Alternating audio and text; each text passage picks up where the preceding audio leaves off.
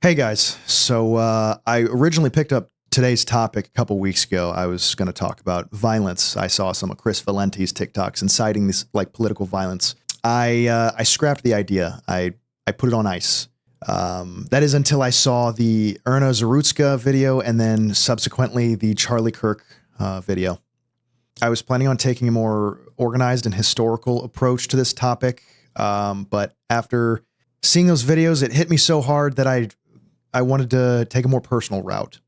Violence, specifically political violence, is being encouraged and now celebrated more and more. I really wanted to come at this as bipartisan as possible, but I've been forced to see and accept that there is a group of sick people, typically on the left, who are so disconnected from reality that they encourage violence against those who disagree with them. And I keep asking myself, why?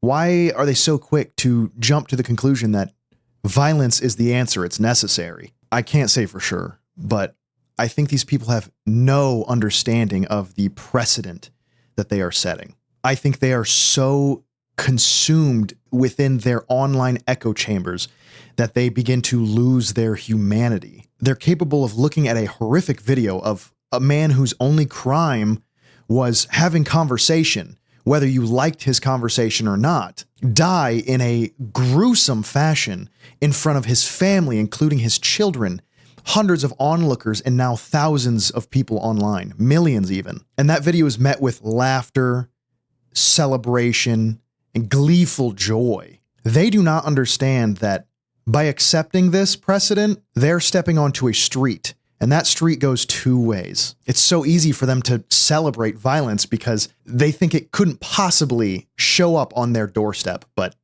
they're woefully mistaken. Violent revolution is not romantic. It is not a walk in the park. You will die, your friends will die, your family will die. Here's some historical examples. The Taiping Rebellion from 1850 to 1864. Estimates put the death count at around 20 to 30 million people. The Bolshevik Revolution from 1917 to 1923. Over 7 million people dead. The French Revolution from 1789 to 1799. 2 million people dead. You, your friends, and your family. So how did we get to this point?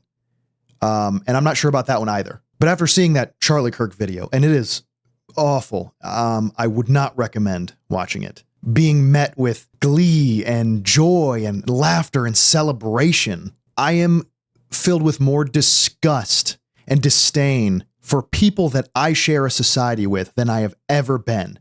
Ever.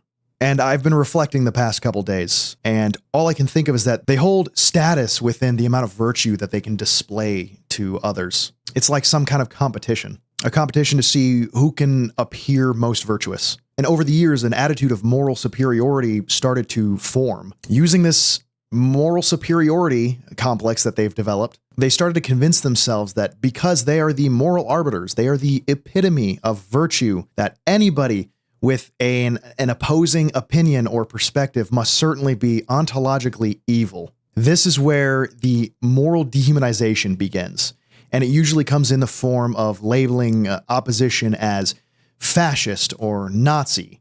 But for years now, I've struggled to see how this label is appropriate for individuals who, to me, seem to be just normal conservatives, and sometimes like reasonable, moderate people.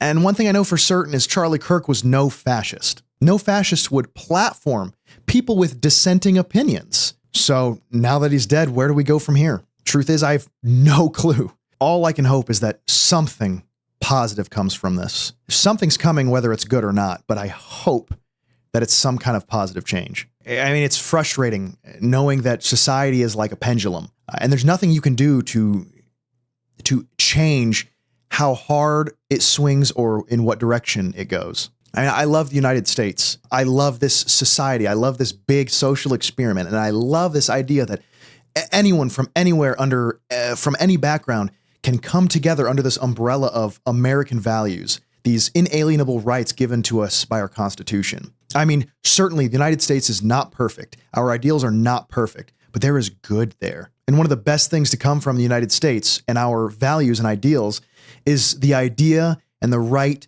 to speak your mind, to speak your opinion without fear of brutal physical retaliation. But these past few days, I've felt helpless, like I'm at the mercy of the current zeitgeist. And now I'm horribly conflicted. I'm conflicted because as I've matured, I've become very center. I would say like center-right. I'm not always the most eloquently spoken or the most polite, but I do pride myself on doing my best to understand people's perspectives, even if I don't agree with them. I've developed this perspective that everyone wants better for themselves and the people around them, the people they love, and that we all come from a good place.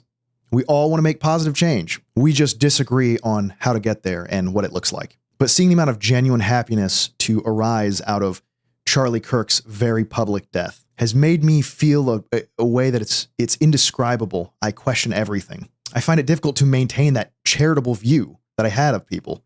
I no longer see these people as peers with a different perspective. I see real evil. I no longer want to be associated or to share a society or even a planet with these people, with anyone who can watch a video of a father and a husband losing his life over conversation and then turn around and consider it a good thing and call themselves a good person afterwards.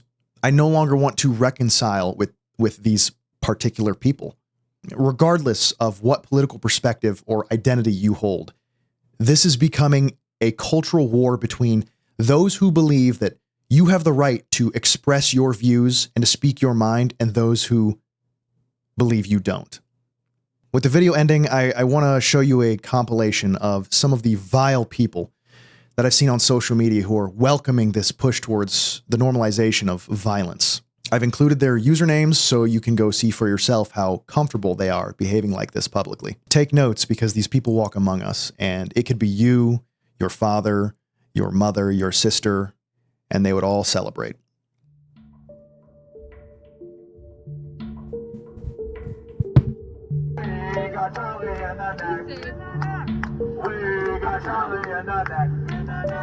The best part of this whole goddamn thing is that he is not martyr material, so his death will mean nothing. It will activate no one. It will impact few. It's just great. Where was the good guy with the gun? He was on the roof, motherfucker.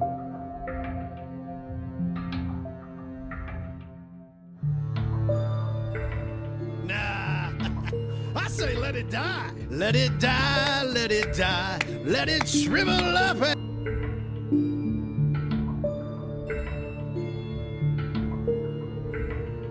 Buddy, I'm just expressing my First Amendment right. You know what's underneath that amendment? The one Charlie Kirk literally spent his last breath fighting for. Charlie Kirk is burning in hell. If you don't like the way things are in this country... Can you violence is never the answer, warriors, take a day off? Can you take a day off, at least on a day, when violence was an answer and people feel release with that?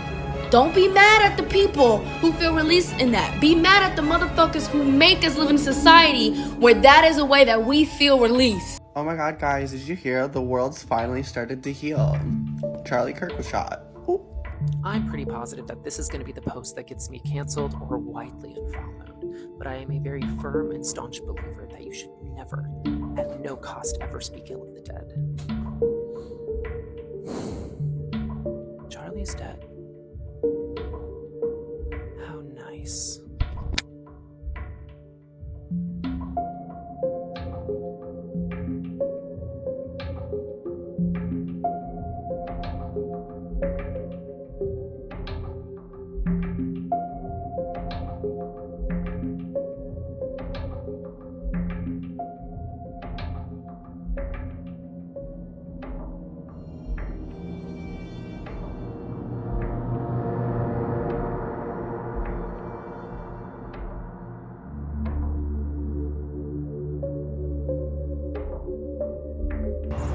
Bitch.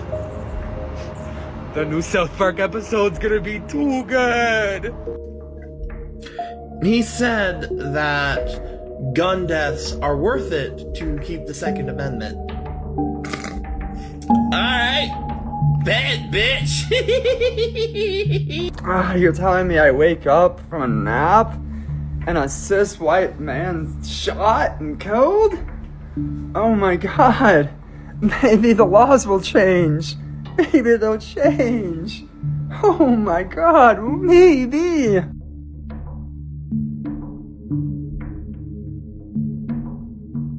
Charlie Kirk got shot and killed. How do you feel? Happy. Goodbye. Did you see that Charlie Kirk just got shot and killed? That's good.